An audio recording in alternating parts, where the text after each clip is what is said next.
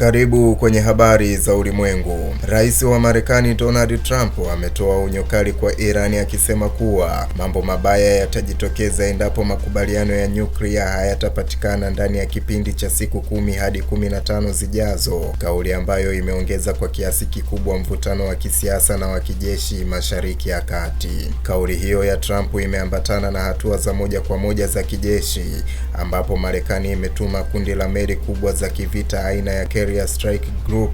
likiwa na uwezo wa kubeba ndege za kivita, makombora ya masafa marefu na mifumo ya hali ya juu ya ulinzi kuelekea katika eneo hilo lenye mvutano mkubwa. Kwa mujibu wa taarifa za kijeshi, pamoja na meli hizo, Marekani pia imeongeza zaidi ya ndege 50 za kijeshi, hatua inayotafsiriwa na wachambuzi kama onyesho la wazi la nguvu na ujumbe mkali kwa Iran pamoja na washirika wake wa kikanda na wa kimataifa. Utawala wa Trump umesema hatua hizo ni za kujilinda na kulinda maslahi ya Marekani na washirika wake, huku ikisisitiza kuwa Iran imekuwa ikikiuka misingi ya makubaliano ya awali ya nyuklia na kuendelea kuimarisha uwezo wake wa kijeshi kwa njia inayotishia usalama wa eneo zima. Hata hivyo, Iran imejibu kwa kauli kali ikionya kuwa itachukua hatua za kulipiza kisasi iwapo itashambuliwa na kusisitiza kuwa haitakubali kushinikizwa kwa vitendo vya kijeshi katika mazungumzo ya kidiplomasia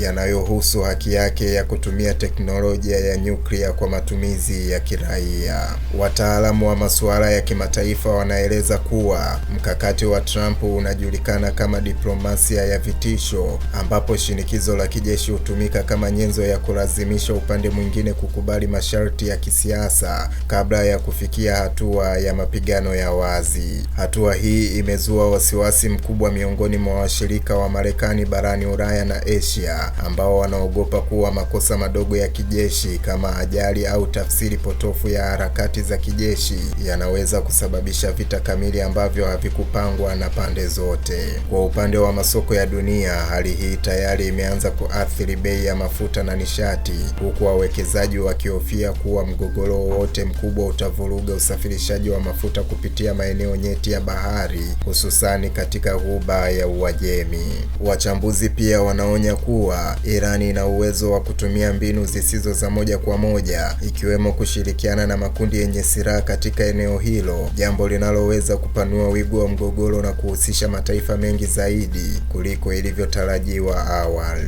Kwa sasa macho ya dunia yanaelekezwa katika siku chache zilizobaki, huku jumuiya ya kimataifa ikisubiri kuona iwapo pande husika zitarejea mezani kwa mazungumzo au kama kauli kali na maonyesho ya kijeshi yatachukua nafasi ya diplomasia. Wataalamu wa amani na diplomasia wanasema uamuzi wowote utakaochukuliwa katika kipindi hiki kifupi utakuwa na athari kubwa si tu kwa Mashariki ya Kati, bali pia kwa usalama wa dunia nzima, na unaweza kuamua mwenendo wa siasa za kimataifa kwa miaka mingi ijayo. Mimi ni Isaac Samuel na hii ni Vision TV.